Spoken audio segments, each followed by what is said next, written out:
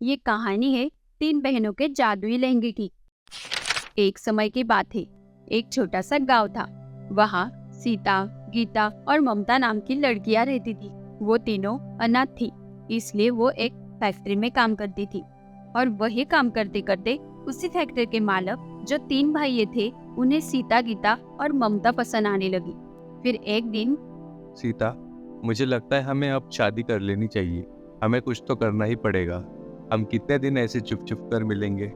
हाँ ममता, भाई ठीक कह रहा है। हमें शादी कर लेनी चाहिए। हाँ, हम शादी के लिए तैयार हैं। पर आप तीनों जानते हो ना कि हम अनाथ हैं। हम आपके जैसे अमीर नहीं है। क्या आपकी माँ को हम पसंद आएंगे? वो तुम हम तीनों पे छोड़ दो, हम माँ को मना लेंगे।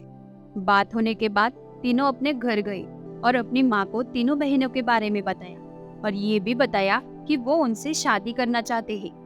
क्या दिमाग खराब हो गया है तुम तीनों का? उन गरीब अनाथ लड़कियों से शादी करोगे? ये इस घर में हरगिज नहीं चलेगा। इस घर में बहुएं तो आएगी, पर खानदानी और अमीर घर की, जो हमारे बराबर की होगी। पर माँ, मैं सीता से बहुत प्यार करता हूँ। मनीषा के बेटे अपने जिद पर अड़े रहे। बहुत मनाने पर आखिर मनीषा शादी के लिए मान गई। मनीषा के रजामंदी के बाद तीनों बेटे सीता, गीता और ममता से शादी करके आए। सीता, गीता और ममता बहुत सुंदर दिख रहे थे। उन्होंने अपने माँ का दिया हुआ लहंगा पहना था, जो उनकी माँ ने मरने से पहले उन्हें दिया था। मनीषा ने अपने बेटों की शादी करवा तो दी थी, पर वो अभी भी नई बहुओं को पसंद नहीं करती थी, क्योंकि वो गरीब घर से थी। मनीषा ने गृह प्रवेश के बाद ही तीनों बहुओं को काम पे लगा दिया। चलो, अब शादी हो गई ना, चलो अब फटाफट से कपड़े बदल कर काम पे लग जाओ। बड़ी बहू, तुम मेरे लिए मस्त गर्मा गर्म चाय बना के लाओ। और मंजली बहू, तुम सारा घर साफ कर दो। और तुम छोटी बहू, जाओ जाके कपड़े धो लो। तभी मनीषा की पड़ोसन बोली, अरे मनीषा, ये क्या? मैंने तो आते ही बहनों को काम पे लगा दिया। अभी तक तो हल्दी भी नहीं उतरी होगी उनकी। थोड़ा आराम तो करने दे उनको।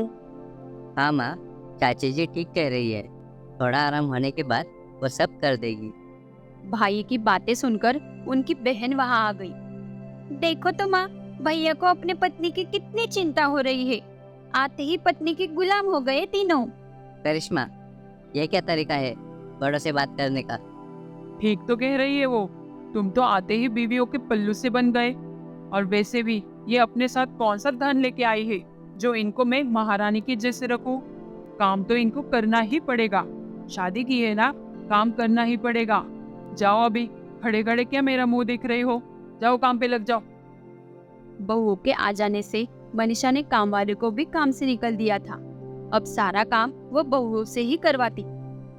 तीनों बहनों ने घर का सारा काम बांट लिया था। सीता घर साफ करती, गीता कपड़े धोती और ममता किचन का सारा काम संभालती। ऐसे ही घर का काम करते करते तीनों के दिन निकल रहे थे। इतना सारा काम करने के बावजूद भी सास कभी उनके काम की तारीफ नहीं करती थी।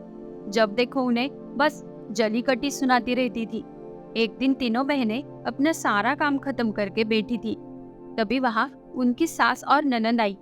अरे वाह, देखो तो माँ, महारानियाँ कैसे एसी की हवा खाने बैठी है। बेचारी मेरी गरीब भाभिया, पहले इन्हें पंखे की हवा भी नसीब नहीं होती होगी, और अब देखो शादी करके अमीर घर में क्या आ गई, तेवर ही बदल गए। एसी की हवा चाहिए महारानियों को। हाँ, तेवर तो बदलेंगे ही ना बेटा। मेरे अमीर बेटों को जो फंसाया है इन्होंने। सास और ननद की बात सुनकर तीनों दुखी हो जाती है और कमरे में चली जाती है। देखो ना, सारा दिन हम कितना काम करते हैं, फिर भी सासू माँ हमें ताने मारने का एक मौका नहीं छोड़ती। हाँ दीदी, हमने सोचा था कि माँ का प्यार तो अच्छे से नहीं मिला, पर ससुराल में सास माँ जैसा प्यार देगी। और देखो, हमारी सास तो हमें देखना भी पसंद नहीं करती। हाँ, अब हम गरीब हैं, इसमें हमारा क्या दोष। मुझे तो माँ की बहुत याद आती है। मैं जब भी माँ का दिया हुआ लहंगा देखती हूँ, तब तो मुझे लहंगे में कुछ अलग सा है एहसास होता है। लगता है कि हमारी माँ हमारे पास ही है। फिर वो तीनों अपना अपना लहंगा हाथ में लेकर जोर जोर से रोने लगी। रोने के वजह से उनके आंसू लहंगे पर गिर रहे थे। तभी अचानक से तीनों लहंगे ऊपर उठे ये लहंगा ऊपर हवा में कैसे उठा? दीदी, मुझे तो बहुत डर लग रहा है। ये हमारे लहंगे ऐसे अचानक से ऊपर कैसे गए? तभी लहंगे से आवाज आई। घबराओ मत, हम जादुई 3 लहंगे हैं। तुम्हें जो कुछ चाहिए वो सब हम तुम्हें दे सकते हैं। अच्छा, पर ये कैसे हुआ? तुम तो हमारे साधारण से लहंगे थे, जादुई कैसे बन गए? दरअसल बात ऐसी है कि तुम्हारी माँ की वजह से ही हम जादुई हो गए। तुम्हारी माँ बहुत दयालु थी। एक दिन एक बूढ़े बाबा को बहुत भूख लगी थी, तभी तुम्हारी माँ ने उनकी मदद की थी।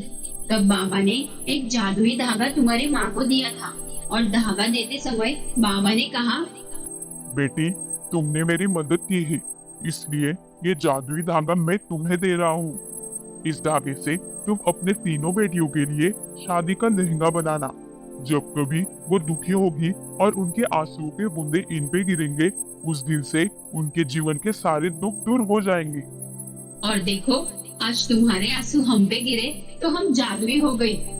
ये सुनकर तीनों बहनें बहुत खुश हो जाती है और वो लहंगे को आजमाने के लिए लहंगे से कुछ खाने के लिए मांगती है, तो तुरंत ही उनके सामने खाना आ जाता है। जादुई लहंगे के वजह से अब उनके जीवन में थोड़ी तो खुशी आई थी। एक दिन दोनों माँ बेटी बाहर घूमने के लिए निकले। देखो, हम घूमने जा रहे हैं। हमारे आ जाने से पहले घर का सारा काम हो जाना चाहिए। और बड़ी बहू, बाजार जाकर थोड़े से फल लेके आओ। घर आने के बाद हमें जूस चाहिए, रेडी करके रखना। दोनों माँ बेटी घूमने चली गई और इधर तीनों बहनों के जादुई लहंगों ने उनका सारा काम फटाफट से कर दिया। जादुई लहंगे के वजह से अब तीनों बहनों का सारा काम हो जाता था। वो खुशी खुशी रहने लगी और समय के साथ ही साथ उनकी सास को भी ये समझ आया कि गरीब होना कोई पाप नहीं है। धीरे धीरे वो और उसकी बेटी भी सीता, गीता और ममता से अच्छे से बातें करने लगी और अब वो सब एक साथ खुशी खुशी रहने लगे।